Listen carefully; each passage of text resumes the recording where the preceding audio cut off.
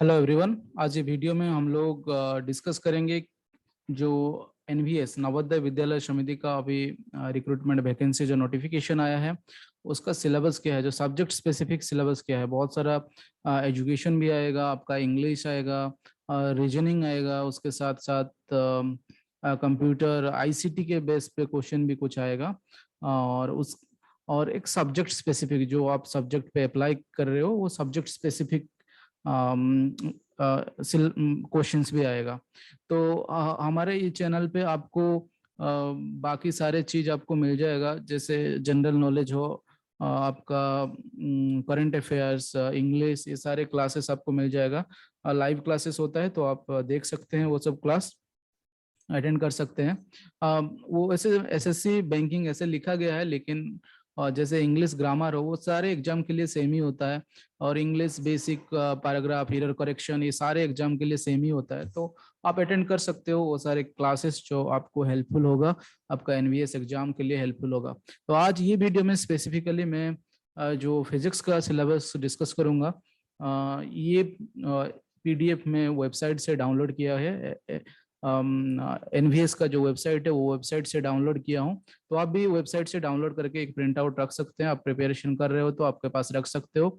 तो ये बायोलॉजी से स्टार्ट है, मैं बायोलॉजी के बारे में डिस्कस नहीं करूंगा, मैं डायरेक्टली फिजिक्स सेक्शन चलूंगा और फिजिक्स के बारे में डिस्कस करूंगा। क्योंकि आप जो भी फिजिक्स एग्जाम देना एनवीएस पीजीटी के लिए अप्लाई किए हो, मैं वो प्रीवियस ईयर क्वेश्चंस और सारे कुछ कुछ नोट्स, डिस्कशन, ये सारे मैं अपना जो डेली स्टोरी का टेलीग्राम चैनल है उसमें दे दूंगा।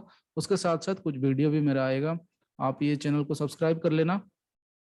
संडे को प्रोबेबली लाइव क्लासेस आएगा उसके, और बाकी दिन फिजिक्स के रिलेटेड आपका जो सिलेबस है वो सिलेबस से chapter wise previous year question इस टाइप का करके मैं थ्योरी के साथ साथ कुछ क्वेश्चंस भी डिस्कस करूंगा।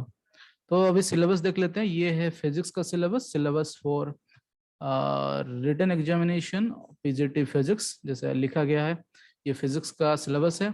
और सिलेबस का लेवल आप देख सकते हो, बेसिकली क्लास 11-12 एनसीईआरटी बुक से 90% है, थोड़ा रिड्यूस सिलेबस अभी एनसीईआरटी किया है, तो उससे आप देखोगे तो थोड़ा एक्स्ट्रा, थोड़ा बहुत एक्स्ट्रा है, बट ऑलमोस्ट एनसीईआरटी से आप प्रिपेयर करोगे तो आपका सिलेबस 90% कवर अप हो जाएगा। जैसे फर्स्ट चैप्टर एनसीईआरटी बुक का आपका फिजिकल वर्ल्ड मेजरमेंट होता है, ये भी फर्स्ट यूनिट जो रखा है फिजिकल वर्ल्ड मेजरमेंट का रखा है, उसमें यूनिट एंड डायमेंशन आपका आ जाएगा। उसके बाद SI units, fundamental units, dimension, accuracy, precision, error, ये सब आ जाएगा। Errors in the measurement, significant figure, ये सारे सिलेबस एनसीईआरटी में है। डायमेंशनल एनालिसिस, इट्स एप्लीकेशंस, ये सारे एनसीईआरटी में है। तो ये फर्स्ट आपका यूनिट 1 में हो गया। मैं आपको रिवाइज कर दूंगा इस चैनल पे, आप चैनल को सब्सक्राइब कर लेना। ये काइनेमेटिक्स सेकेंड यूनिट जो है ये तो बेसिक है, स्टार्टिंग फिजिक्स का है। Frame of reference, motion in 1-2 dimension, position, time graph, speed, velocity, uniform, non uniform motion, average speed, ठीक है, ये सब हो गया। वेक्टर्स पे आ गया, position, displacement vector, addition, subtraction vector, relative velocity, ये सारे चीज आ गया। ये सारे आपको क्लास 11 का एनसीईआरटी बुक में मिल जाएगा। आप ऑलरेडी पढ़ा रहे हो तो ये सब चीज़ आपको पता होगा, फिर भी हम कुछ क्वेश्चंस डिस्कस करेंगे जरूर। Resolution of vector in a plane, rectangular components, motion in a plane, then uniform acceleration, projectile motion, ये सारे चीज़ आपका एनसीईआरटी का आपको 3rd-4th चैप्टर में मिल जाएगा। उसके बाद देखिए लॉज ऑफ मोशन, जो एनसीईआरटी की बुक का भी क्लास 11 का 5th चैप्टर होता है। उसमें आपका inertia, Newton's laws of motion आ जाएगा। मेनली फ्री बॉडी डायग्राम से कैसे सॉल्व करते हैं, फ्रिक्शन से पुली प्रॉब्लम्स इसमें आ जाता है, सर्कुलर मोशन इसमें आ जाता है। ये सारे चीज आपको लॉज ऑफ मोशन में आ जाएगा। ये छोटा यूनिट लग रहा है बट प्रॉब्लम्स इसमें काफी ज्यादा प्रॉब्लम्स है, न्यूमेरिकल्स आते हैं, तो इस चैप्टर को आप अच्छे से सॉल्व कर सकते हो। Conservation of energy, law of conservation of linear momentum and it application, ये सारे चीज आप देख सकते हो। वर्क, एनर्जी, पावर, जो कि 11 का 6th चैप्टर होता है। एनसीईआरटी का मैं बात कर रहा हूँ। तो ये work done by a constant force, variable force, ये सारे चीज उसमें है। Notion of potential energy, then conservation force, conservation of mechanical energy, non conservative force, सारे चीज आपको elastic, non inelastic collision, बहुत इंपॉर्टेंट सेक्शन है कॉलिजन का। ये सारे चीज आपको 11 का बुक में मिल जाएगा। ये वर्क एनर्जी पावर चैप्टर में मिल जाएगा। उसके बाद जो यूनिट 5 इधर रखा है सिलेबस में, motion of system of particles and rigid body, जैसे आपका रोटेशनल मोशन हो गया, टर्क हो गया, एंगुलर मोमेंटम हो गया, ये सारे चीज आपको ये चैप्टर में मिल जाएगा। मोमेंट ऑफ इनर्शिया का concept, parallel and perpendicular axis theorem, उसका application, moment of inertia of ring, disc, ये सारे बॉडी का सेंटर ऑफ मास का कॉन्सेप्ट, ये सारे चीज का आपका इस चैप्टर पे आ जाएगा। बहुत इंपॉर्टेंट चैप्टर है, बहुत सारे प्रॉब्लम इस चैप्टर से बनता है। जो क्लास 11 एनसीईआरटी बुक की बात करोगे, लास्ट चैप्टर रहता है ग्रेविटेशन, चैप्टर नंबर 8 रहता है ग्रेविटेशन। तो ये ग्रेविटेशन ऑलमोस्ट सेम सिलेबस है। केपलर्स लॉ आ जाएगा ग्रेविटेशन में, universal law, gravitational constant, then variation of height, variation of acceleration of gravity due to altitude and due to depth, gravitational potential energy, escape velocity, ये सारे satellite, जियो stationery satellite, ये सारे चीज आपका gravitation chapter से आ जाएगा। Then properties of bulk matter, जो कि सेकंड बुक होता है एनसीईआरटी का, 2 वॉल्यूम होता है, वॉल्यूम 1, वॉल्यूम 2। तो सेकंड बुक ये प्रॉपर्टीज ऑफ मैटर से शुरू होता है, जो कि सॉलिड एंड लिक्विड का प्रॉपर्टीज ऑफ सॉलिड होता है, प्रॉपर्टीज ऑफ लिक्विड होता है, वही प्रॉपर्टीज ऑफ बल्क मैटर में आपका हो गया। तो इसके अंदर आपको थोड़ा जो एनसीईआरटी का हीट चैप्टर भी इसमें इंक्लूड कर दिया है, जैसे आपको elastic behaviour, strain relationship, Hooke's law, उसके साथ साथ जैसे आपको viscosity, Stokes law, terminal velocity, Reynolds number, ये सारे आपको स्ट्रीमलाइन फ्लो, जो properties of matter, liquid chapter जो होता है वो चैप्टर का ये सारे चीज है, मतलब सॉलिड, लिक्विड, और उसके बाद जो हीट है, थर्मल एक्सपेंशन, तीनों चैप्टर को एक ही यूनिट में, प्रॉपर्टीज ऑफ बल्क मैटर में, तीनों चैप्टर जो एनसीईआरटी का है वो सारे चैप्टर को इसी यूनिट में के अंदर रख दिया है। Newton's law of cooling, heat transfer, ये सब हीट चैप्टर का था, कंडक्शन, कन्वेक्शन, ये सारे को एक ही यूनिट में, 3 चैप्टर जो एनसीईआरटी का था इसमें एक ही चैप्टर में उसको एक ही यूनिट में उसको रखा है। थर्मोडायनेमिक्स इंडिविजुअल चैप्टर है एनसीईआरटी का, तो ये आप देख सकते हो, उसके thermal equilibrium, first law, 0th law, second law thermodynamics, इसके बाद आपको आ जाएगा reversible, irreversible process, heat engine, Carnot cycle, Carnot engine, Carnot theorem, ये सारे चीज। उसके साथ साथ काइनेटिक थ्योरी ऑफ गैसेस को भी इसमें ऐड कर दिया है ये थर्मोडायनेमिक्स चैप्टर में। तो इंडिविजुअल चैप्टर है kinetic theory of gas, NCERT का आप बात करोगे तो लेकिन ये थर्मोडायनेमिक्स के अंदर ऐड कर दिया है kinetic theory of gas, degrees of freedom, laws of equipartition of energy, ये सारे चीज आपको एनसीईआरटी पे मिल जाएगा। Specific heat of gases, concept of mean free path, Avogadro's number, ये सारे चीज आपको एनसीईआरटी पे मिल जाएगा। नेक्स्ट यूनिट जो है वो ऑसिलेशन एंड वेव का, oscillations and waves है। So oscillation and waves, periodic motion, period, frequency, displacement as a function of time, periodic functions, ये सारे चीज आपको ऑसिलेशंस एंड वेव्स, दो एनसीईआरटी बुक की बात करोगे तो oscillation and wave 2 separate chapter, दोनों सेपरेट चैप्टर है। तो ये आपको कंबाइन कर दिया है इस यूनिट 9th में, जो कि सिलेबस आपका ये नवोदय का एनबीएस का जो सिलेबस है उसमें यूनिट 9 में सारे चीज आपको ऐड कर दिया है एक ही यूनिट में। फ्री, फोर्स्ड, डैम्प्ड ऑसिलेशन, आपके बाद वेव मोशन हो गया, longitudinal, transverse wave, speed of wave motion, displacement, ये सारे चीज आपको यूनिट 9 के अंदर आ जाएगा, जो कि हम आने वाले क्लासेस में डिस्कस भी करेंगे।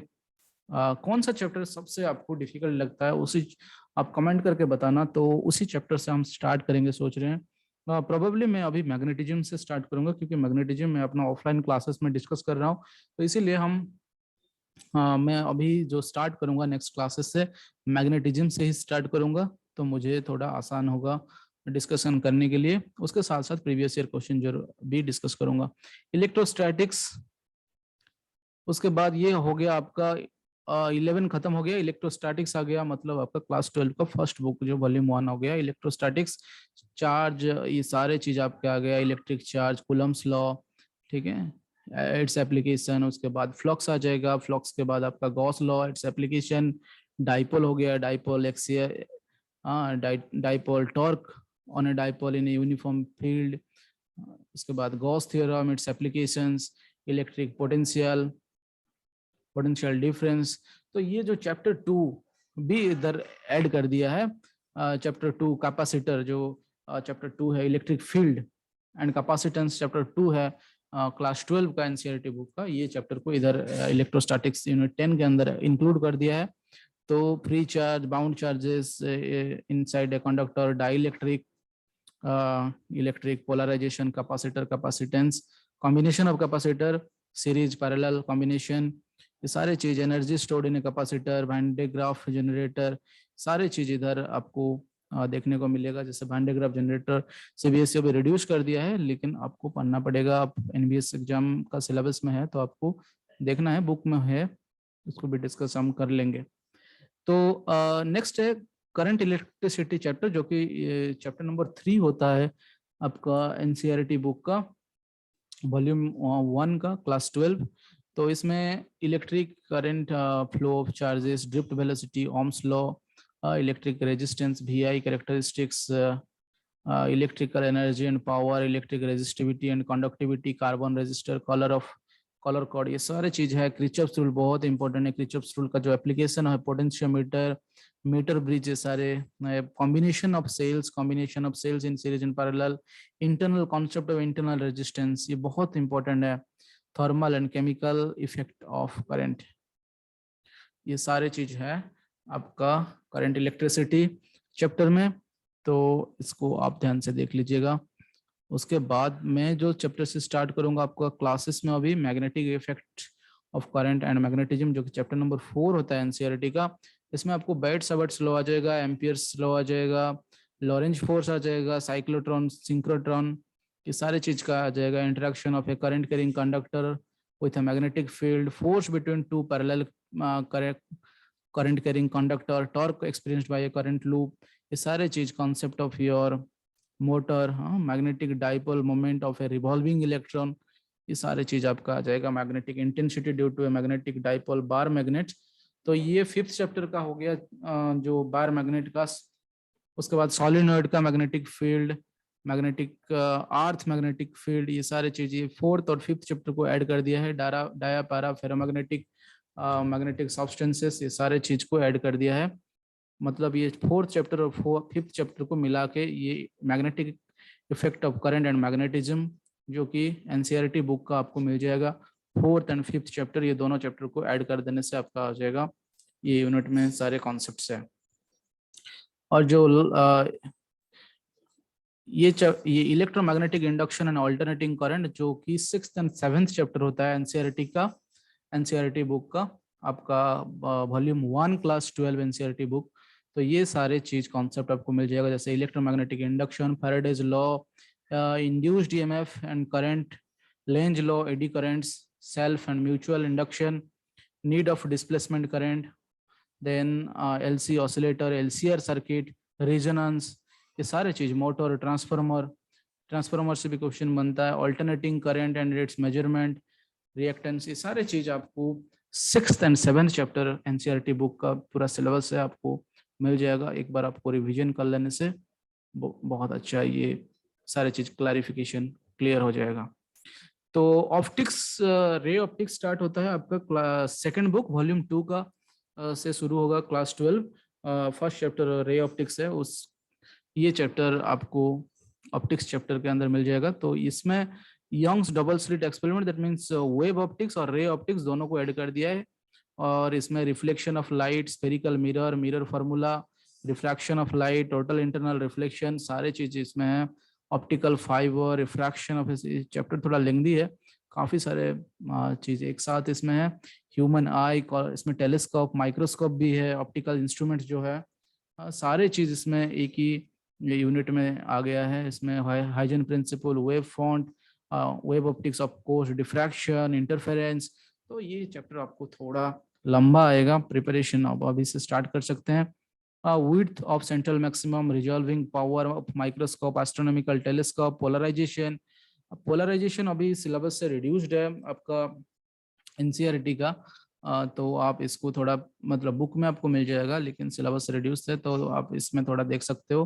Polarisation, plane polarise light, Brewster's angle, use of plane polarise light and polaroids. तो ये सारे चीज आपको पोलराइजेशन भी सिलेबस में इंक्लूड है, तो ये भी हम टाइम परमिट करेगा तो ये सब सारे चीज आपको डिस्कस कर लेंगे। तो मैं रिकॉर्डेड वीडियो आएगा मेरा, रिकॉर्डेड वीडियो के साथ साथ आपको क्वेश्चंस और वीकली एक बार होगा, पॉसिबल छुट्टी के दिन में ओनली पॉसिबल होगा, संडे प्रोबेबली मैं एक लाइव क्लासेस 1 या 2 घंटा का लूंगा।